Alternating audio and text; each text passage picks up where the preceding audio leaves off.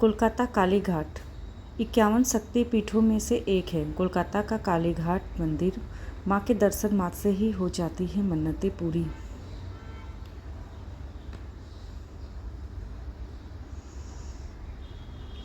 नमस्कार दोस्तों, welcome back to my YouTube channel. हमारी यूट्यूब चैनल पे आपका स्वागत है।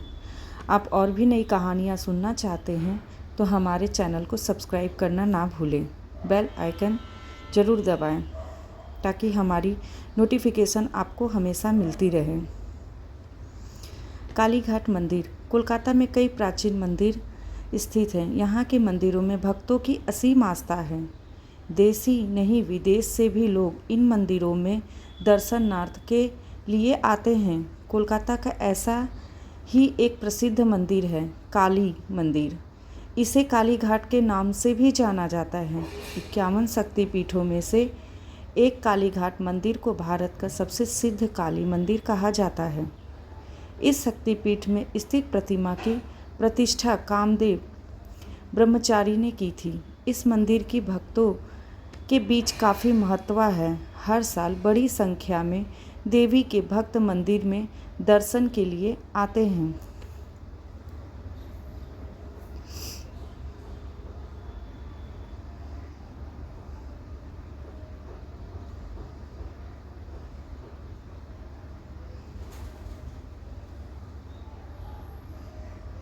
आइए जानें माँ के इस भयंकर रूप के पीछे की कथा।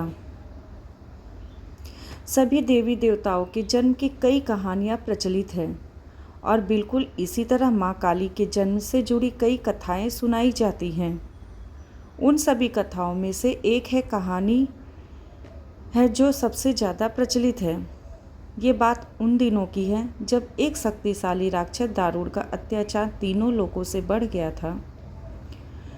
तीनों लोकों में सभी इससे बहुत परेशान थे। सारे देवता दारुण के हाथों मात खा चुके थे। दारुण को वरदान मिला था कि उसकी मृत्यु एक स्त्री के हाथों ही हो सकती है। इसी कारण सभी देवता हाथ जोड़कर ब्रह्मा जी के पास पहुँचे कि वे इसका कोई समाधान निकालें। इसके बाद ब्रह्मा जी ने एक स्त्री का रूप लिया और दारुण से युद्ध करने चले गए, लेकिन वो भी इस असुर को नहीं हरा पाए। अंत में सभी देवता ब्रह्मा जी के साथ भगवान शिव के पास गए और उनसे प्रार्थना की कि वे कुछ करें। अंत में सभी देवता ब्रह्मा जी के साथ भगवान शिव के पास गए और उनसे प्रार्थना की कि वे कुछ करें। सभी की प्रार्थना सुनने के बाद शिव जी ने मुस्कुराते हुए माता पार्वती की तरफ देखा।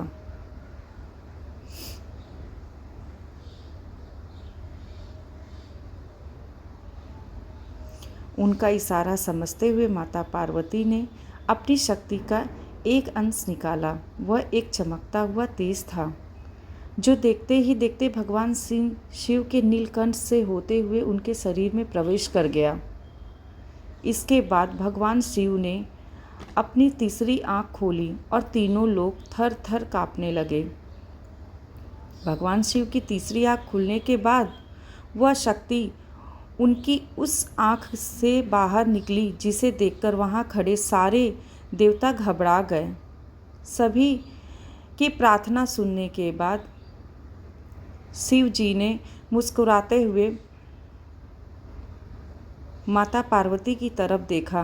उनका इशारा समझते हुए माता पार्वती ने अपने शक्ति का एक अंश निकाला।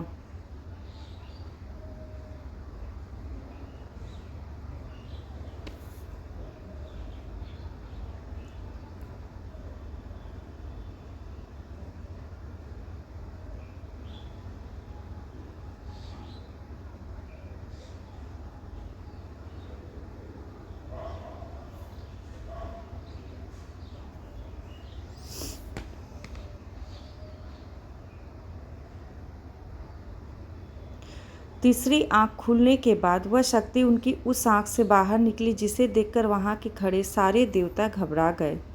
उस शक्ति ने एक विशाल और रुद्र स्त्री ने रूप लिया। उनका रंग रात सा काला गहरा और जुबान खून जैसी लाल थी। चेहरे पर आग सा तेज था और माथे पर तीसरी आंख थी। इस तरह राक्षसों को खत्म करने के लिए हुआ माँ काली का जन्म। इसके बाद उन्होंने कुछ ही देर में असुर दारुर और उसकी सेना का नाश कर दिया। उन सभी दानों को खत्म करने के बाद माँ काली का गुस्सा शांत नहीं हुआ। इसके बाद उनका गुस्सा शांत करने के लिए भगवान शिव ने एक बच्चे का रूप लिया और उनके सामने आ खड़े हो गए। भगवान शिव को देखते ही माँ काली का गुस्सा शांत हो गया और उन्होंने उस बच्चे को अपनी गोद में उठा लिया।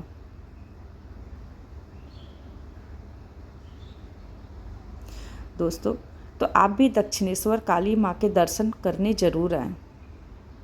आप ये वीडियो जहाँ से भी देख रहे हैं, आप एक बार दक्षिणेश्वर काली माँ के दर्शन करने आएं और उनका आशीर्वाद ज़रूर लें। माता आप लोगों पर हमेशा आशीर्वाद बनाए रखें। रामकृष्ण परमहंस ने विवेकानंद को बुराई से बचने के लिए सुनाई महात्मा और सांप की कहानी।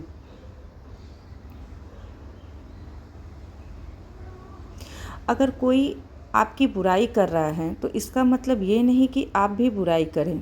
अगर वो आपके काम में कमी, व्यवहार आदि चीज़ों में है तो उसे सुने और उसी सही करने की कोशिश करें।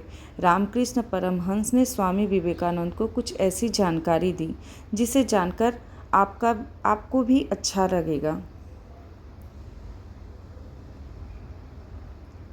रामकृष्ण परमहंस ने एक बार विवेकानंद से पूछा, यदि लोग तुम्हारी पीठ पीछे बुराई करें या तुम्हारी बेइज्जती करना चाहें तो तुम क्या करोगे? विवेकानंद ने कहा कि वह उन्हें भौंकने वाले गली के कुत्ते समझकर उनके हाल पर छोड़ देंगे। परमहंस ने उत्तर दिया, नहीं, तुम्हें ऐसा नहीं करना चाहिए।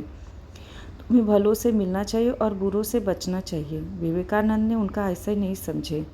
उन्होंने पूछा, क्या दुष्टों के अपमान करने पर चुप रहना चाहिए? परमहंस ने इस विषय को समझाने के लिए एक महात्मा और सांप की कहानी सुनाई। महात्मा जिसे रास्ते से गुजर रहे थे उस पर एक विषधर सांप रहता था। सांप के डर से बच्चे उधर जाने से डरते थे। उन्होंने जब महात्मा को उस तरफ जाते देखा तो उन्हें मना किया। महात्मा नहीं माने और उसी रास्ते पर चल पड़े। बच्चे जिज्ञासावश देख रहे थे कि महात्मा के साथ कोई अनहोनी ना हो जाए, लेकिन यह क्या? सांप दिखा तो महात्मा बोले, ईश्वर के रचे प्राणियों को काटना अच्छा नहीं है। सांप शांत हो गया। उसने महात्मा जी को कोई नुकसान नहीं पहुंचाया। वह अपनी राह पर बढ़ गए। बच्चों ने देखा तो उन्हें लगा कि यह सांप बदल गया है, अब यह काटता नहीं है। उसके बाद सांप से छेड़छाड़ करने लगे। जब तब उस पर पत्थर मारते, एक दिन डंडे से पीट पीट कर उसे अधमरा कर दिया। कुछ दिनों बाद महात्मा उधर से फिर गुजरे तो सांप का बुरा हाल देखकर चौंक उठे। कारण जानना चाहा। सांप ने पूरी आपबीती सुना दी। महात्मा ने कहा, यह तो तुम्हारा पागलपन है। मैंने इतना कहा था कि भगवान के रचे प्राणियों को काटो मत, तुमने तो फुफकारना ही छोड़ दिया। विवेकानंद की तरफ देखते हुए परमहंस ने कहा, इसीलिए बुराई को भयाक्रांत करके रोको। ध्यान रहे कि बुराई का सामना बुराई से करने की नौबत ना आए। आपको हमारी ये कहानी कैसी लगी हमें कमेंट में ज़रूर बताइएगा और हमारे चैनल को लाइक, शेयर, सब्सक्राइब करना ना भूलें। जय माँ काली।